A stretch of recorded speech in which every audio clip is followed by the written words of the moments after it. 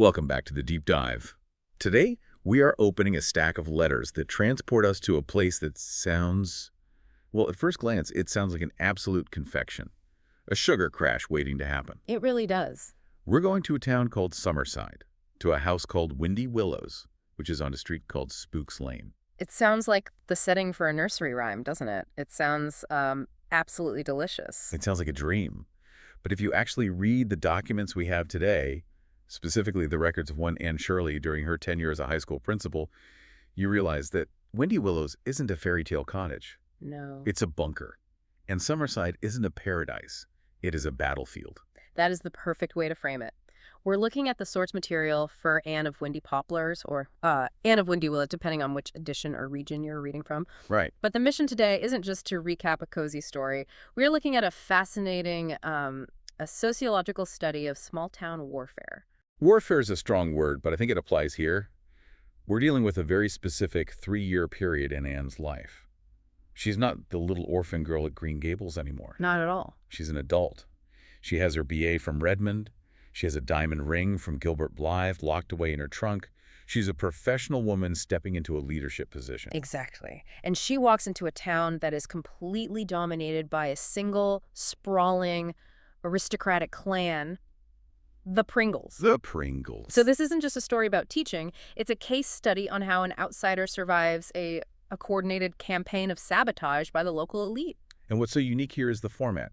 The source material is largely epistolary. We're reading her letters. The letters Anne writes to her fiancé, Gilbert, while he's off in medical school. So we aren't just seeing what happens. We are getting the raw, unfiltered feed of her brain. We see the brave face she puts on for the town. And then we see the private agony she pours out onto the page at night. It's incredibly intimate. It is. It really creates this special connection. Yeah, and we should mention the author, Ellen Montgomery. She was born in Prince Edward Island. She was a teacher herself. She knew the texture of these small towns better than anyone. She lived it. She lived it. She understood that a place with a name like Windy Willows could sound like fairyland, but actually be a snake pit of local politics. So let's set the scene. The mission of this deep dive is to explore how personality, wit, and frankly, a little bit of blind luck can dismantle deep-seated prejudice. A lot of luck, maybe. A lot of luck. So let's drop Anne into the enemy territory. She steps off the train in Summerside. She's young. She's hopeful. She's the new principal. What is the atmosphere? The atmosphere is absolute zero. I mean, it is just icy. You have to understand the demographics of Summerside. It is Pringle Town. Pringle Town. There are full-blooded Pringles, half Pringles, quarter Pringles. It is a completely closed ecosystem. They have their own street, Pringle Street. Their ancestors, Captain Abraham and Captain Myram, are treated like founding deities. It reminds me of those small towns where if you don't have the right last name, you're considered a come from away for at least 3 generations. It is exactly that dynamic. The Pringles are a clan. And they fight among themselves constantly. They're famously contentious with one another. But the rule is Pringles against the world. Right. An attack on one is an attack on all. If you attack one Pringle, you attack the hive. And Anne, she has committed the cardinal sin before she even unpacked her bags. She took a job that belonged to a Pringle. Correct. A cousin, a woman named Catherine Pringle, had applied for the principalship. The Pringles just assumed it was a done deal because, well, they're the Pringles. But the school board, in a moment of rare independence, or maybe just accidental courage, hired Anne instead based on her qualifications. And the reaction. Anne describes it in a letter. She says the whole kit and boodle of them are howling. They are furious. I mean, absolutely livid. They view this as a usurpation of their birthright. And because they can't just fire her, she has a valid contract. They decide to make her life so miserable that she leaves voluntarily. So that's the plan. That's the plan. They launch what Anne calls a subtle campaign of insubordination. I want to dig into that phrase, subtle campaign, because, if a student throws a book at you, you can expel them. If a parent screams at you, you can call security. But this is different. It's almost like gaslighting. It's weaponized politeness. It's death by 1,000 paper cuts. Let's look at Jen Pringle. She is the student ringleader. Okay. She's described as beautiful, brilliant, and absolutely poisonous. She sits right in the front row. And she arrives late every single day. Every day. Every single day. But she does it with this polite insolence. She gives a little nod of a vague, mocking smile. She never does her homework, but she never makes a scene about it. It's that plausible deniability. "Oh, I'm just late, Miss Shirley." Uh-huh. But everyone in that room knows it's a power move. Precisely. And she rallies the entire student body against Anne. It's not just the Pringle kids. Anne writes that she walks into the classroom and feels a literal wall of antagonism. Wow. It's cold. It's isolating. It's psychological warfare. And then there are the pranks. These aren't just mischievous. They are designed to humiliate her, to undermine her authority. Exactly. There's a caricature drawn on the blackboard, a hunchback spinster with a vinegary mouth labeled "Our Principal." That's just cruel. And then the physical stuff. A box left on her desk that, when she opens it, releases an artificial snake on a spring. That's juvenile, sure. But then there's the peeled onion in her coat pocket. That one really got to me. It's so nasty. It ruins the coat, it smells, and it's just gross. It's an invasion of her personal property in a really unpleasant way. It's meant to degrade her, to make her feel small and unwelcome. And the toll this takes is heavy. Anne writes to Gilbert that she lies awake at night, writhing. Wow. And she makes this incredibly insightful point that I think applies to anyone who has ever been bullied. She says, "We seldom writhe over wicked things we've done. We writhe over the humiliating things." That hits hard. It's not guilt, it's shame. It's that feeling of being the punchline of a joke you didn't agree to be part of. And it's not just in the school. It's the entire social fabric of the town. In Summerside, if the Pringles don't like you, you don't exist. So what does that look like in practice? Well, Anne tries to join the church choir. She has a lovely voice. And is told quietly by the minister's wife that if she joins, the entire Pringle section will resign in protest. That is petty on a level I can barely comprehend. They would silence the whole choir just to silence her. It's a war of attrition. They are just waiting for her to break. Which is why her living situation is so vitally important. If Summerside is enemy territory, Windy Willows is the fortress where she can pull up the drawbridge. Let's talk about Windy Willows, because this house is a character in itself. It's located at the very end of town on Spooks Lane, which isn't even a real street name. It's just what the locals call it. Because it's supposedly haunted, of course. Of course. And the house. Anne falls in love with it immediately. It's her sanctuary. It's a big, rambling, white frame house with green shutters covered in ivy with this, wilderness of a garden. And it's inhabited by a trio of women who are just as quirky as the architecture. Right. You have the two widows, Aunt Kate and Aunt Chatty, and then you have the housekeeper, Rebecca Dew. And this household is a world unto itself. I love the dynamic between the widows. It's like a classic comedy routine. Yeah. You've got Aunt Kate, who is Mrs. Amasa Macomber, the captain's widow. Mm-hmm. She's the authority. Tall, thin, austere, wastes no words. She's the one in charge. And then you have Aunt Chatty, Mrs. Lincoln McLean. And she is the complete opposite. Short, a bit plump, wistful, incredibly sensitive. Cries the drop of a hat. She cries if the wind changes direction. She smuggles cheap romantic novels into the house and hides them under seat cushions because she's terrified Aunt Kate or Rebecca Dew will judge her literary taste. Which is just so endearing. But the real star of the household, the gravitational center, has to be Rebecca Dew. Oh, Rebecca Dew is a masterpiece of character writing. She's described as being around 40 with a tomato face and a grim expression. But when she smiles, it splits her face from ear to ear. It does. And she is constantly bustling around complaining about how much work she has to do, yet she absolutely refuses to let anyone else lift a finger. Her catchphrase is legendary. This is the last straw. She says it about everything. Everything. The milkman is late. This is the last straw. The wood is damp. Last straw. The cat looks at her funny. That is the absolute last straw. Never the last straw. Never. But what's so funny is the power dynamic. The widows know exactly how to handle her. It's this intricate psychological dance. If Aunt Kate wants a specific pudding for dinner, she knows she can't just ask for it. Why not? Because Rebecca Dew would immediately say, it's too much trouble, her back is aching, the oven is acting up. So what does she do? She'll sigh and say something like, well, we definitely shouldn't have that lovely lemon pudding. It's far too much work for poor Rebecca.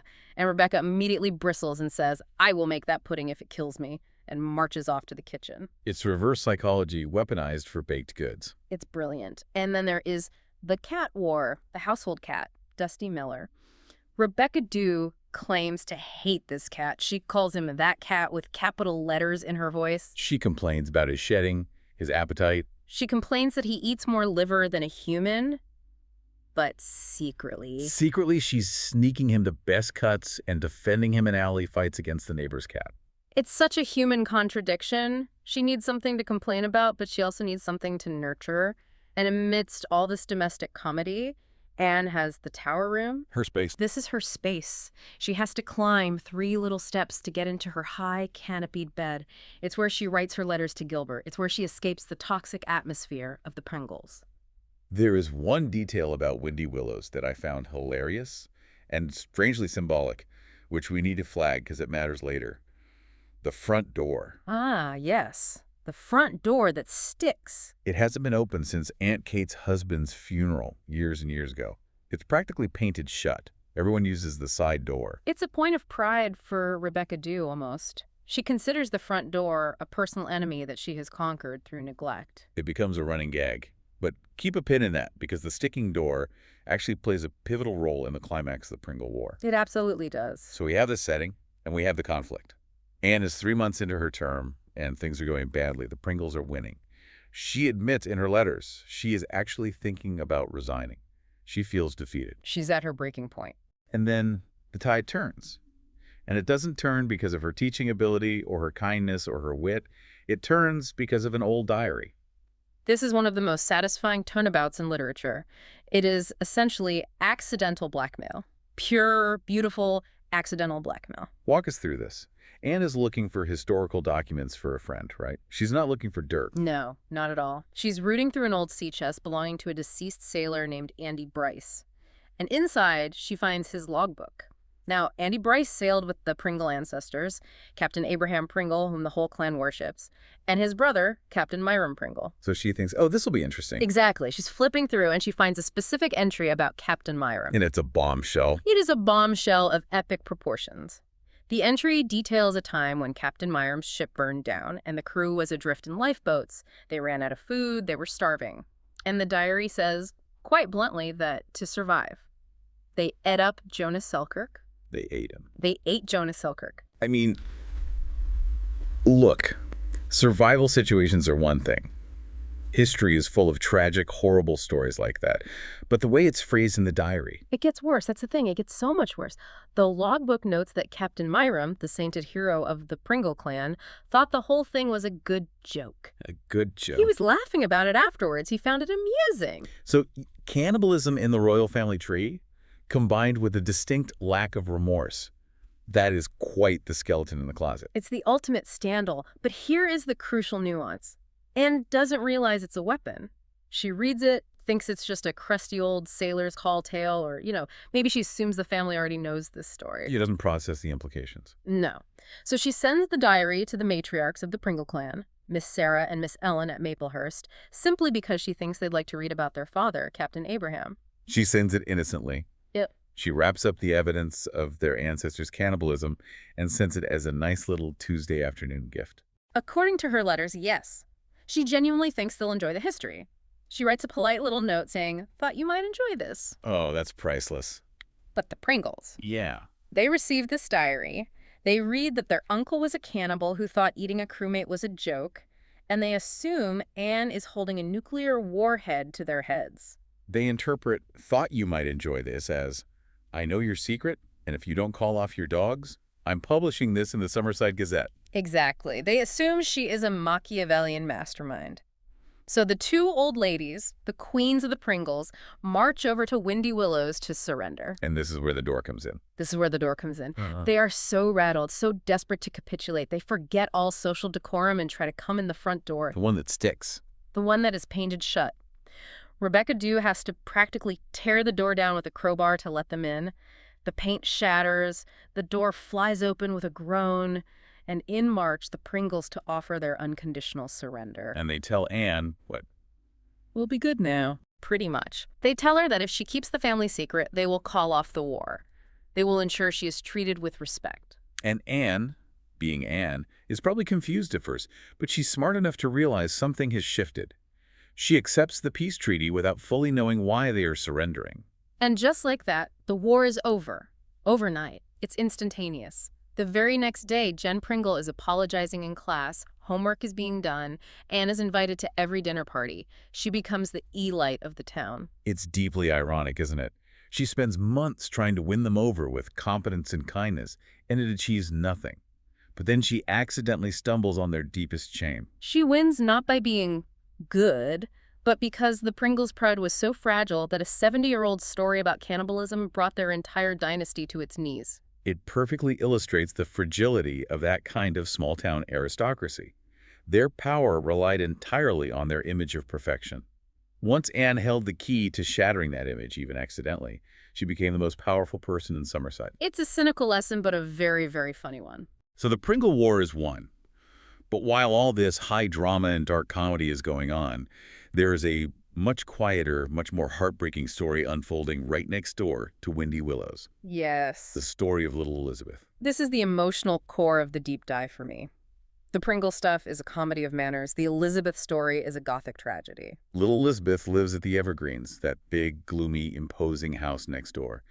And she's an orphan. Essentially, yes. Her mother died giving birth to her and her father.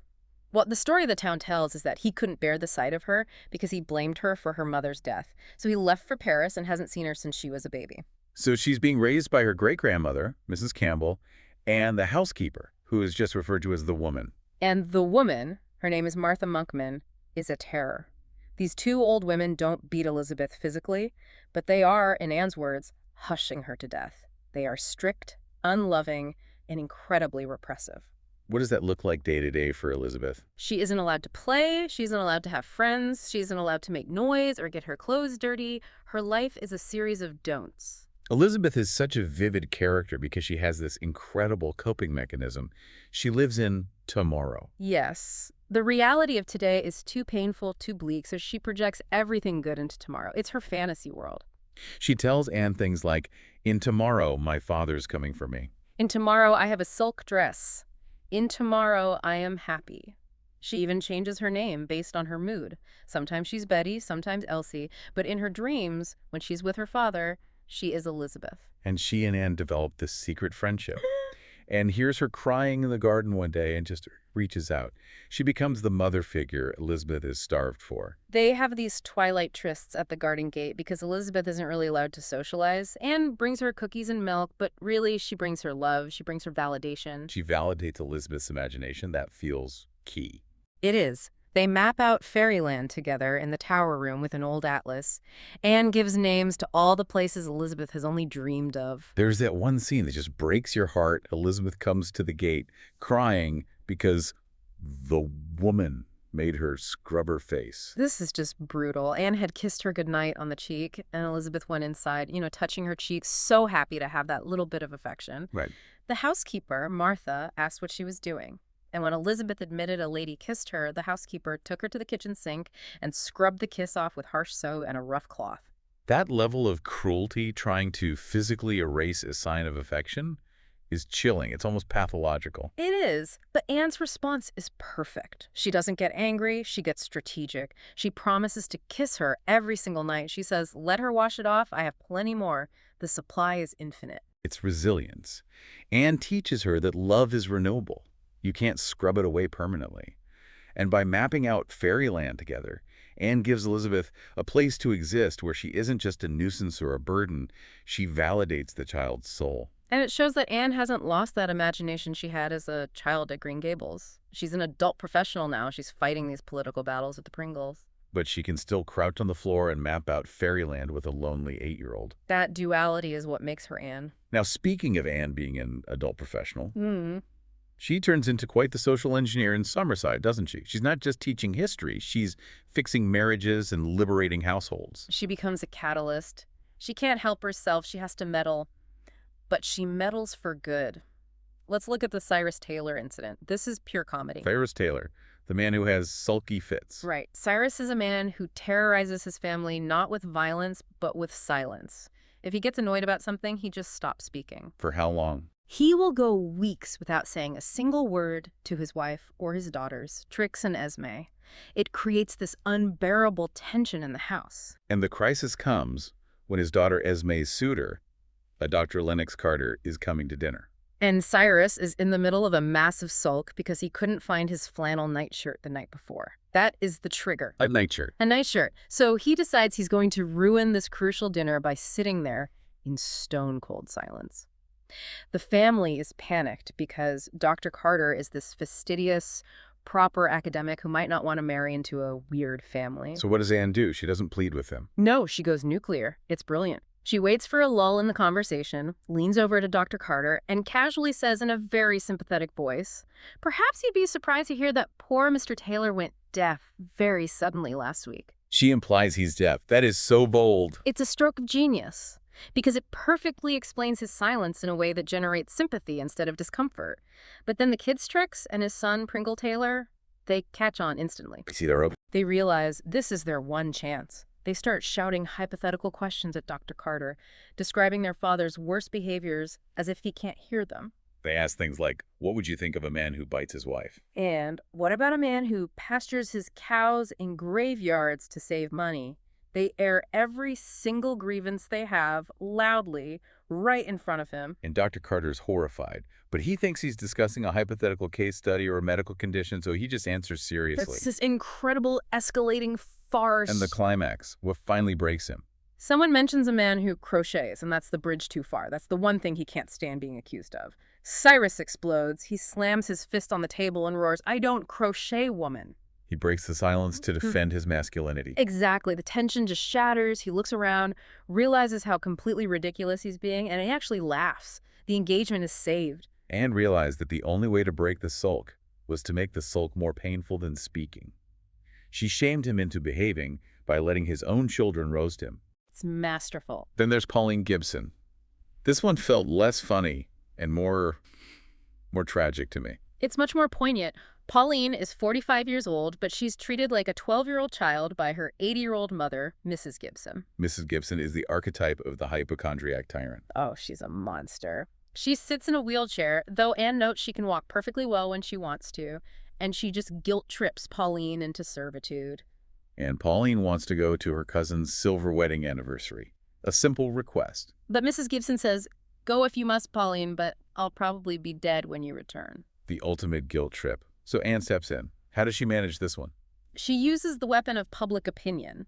She implies to Mrs. Gibson that people are talking, that they'll think Mrs. Gibson is a selfish tyrant if poor Pauline isn't allowed to go. And Mrs. Gibson is terrified of gossip. More than anything, so she relents. But there is a catch. The dress. The dress. Pauline only has one dress suitable for best.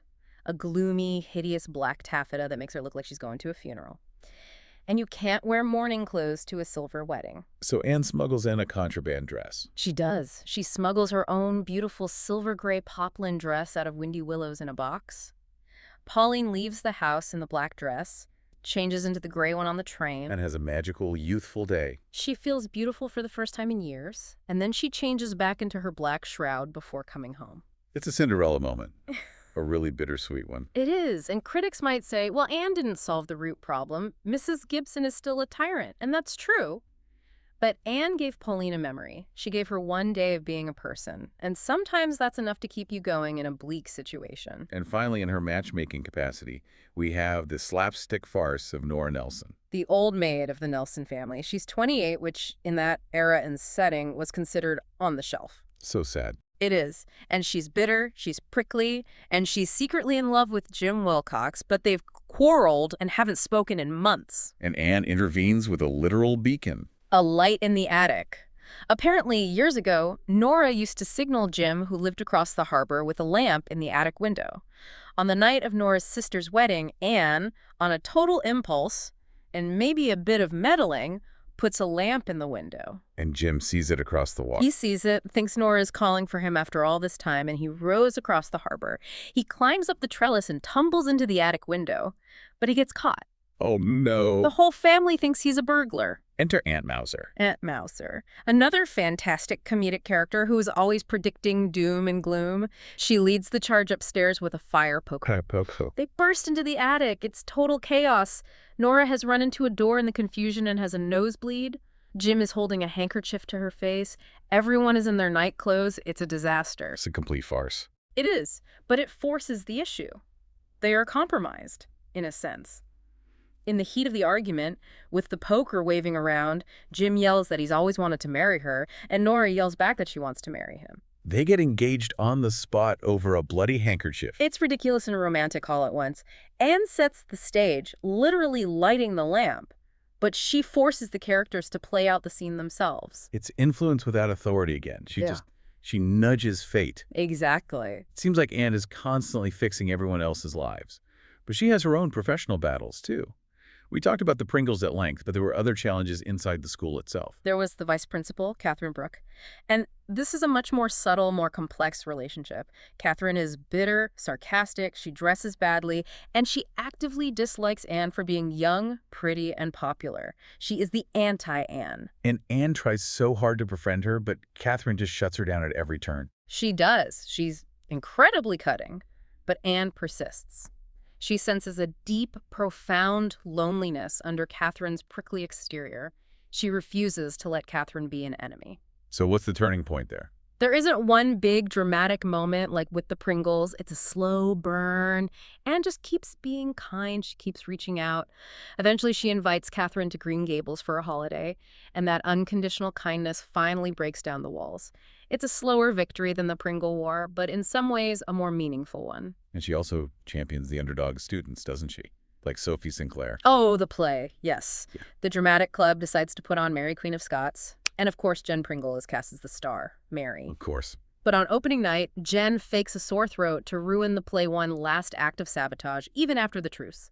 She wants to humiliate Anne in front of the whole town. But Anne has a backup plan. Anne has an ace up her sleeve. She reveals she has secretly trained Sophie Sinclair as the understudy.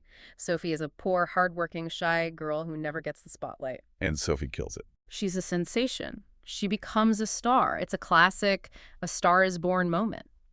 Anne gave Sophie the confidence and the opportunity that the social hierarchy of Summerside would have denied her forever. So as we wrap up this deep dive into Anne of Windy Poplars, what is the big takeaway here? Anne is there for 3 years. She eventually leaves to marry Gilbert, but she leaves a different town than the one she found. She completely altered the social fabric. I mean, think about it. She tamed the Pringles, not by fighting them with their own weapons, but through accidental transparency and, afterwards, grace. She liberated Cyrus Taylor from his own stubbornness. She gave Pauline Gibson a day of freedom. She helped Nora Nelson swallow her pride and find happiness. And she gave little Elizabeth tomorrow. She gave little Elizabeth the strength to wait for tomorrow. And eventually, Anne does help reunite Elizabeth with her father. But the real gift was the friendship in the meantime, the belief that tomorrow could be good. The takeaway for us listening today, it seems to be about the power of soft power. Anne had no institutional authority, really. The board could have fired her. The Pringles could have crushed her. But she had personality. She had empathy. And she just refused to be intimidated by the Mrs. Gibsons and the Atmausers of the world. It brings us back to that image of the tower room, doesn't it? A place where you can rise above the petty squabbles, look out at the stars, and map out fairyland, even when you're a grown-up principal. Especially when you're a grown-up principal. We all need a tower room. We all need a place to escape the Pringles in our own lives. We do. And we all need to believe in tomorrow. I want to leave you with a provocative question. If we all had a map of fairyland and a belief in tomorrow, like Elizabeth and Anne, how much more bearable would our own Pringles and Mrs. Gibsons be? A lot more bearable. And maybe we'd find out that some of those Pringles are actually decent people once you get past the cannibalism rumors. A very valid point. So until the next deep dive, keep your nose out of the Pringle Diaries and always keep a light in the attic window. You never know who might see it. Thanks for listening.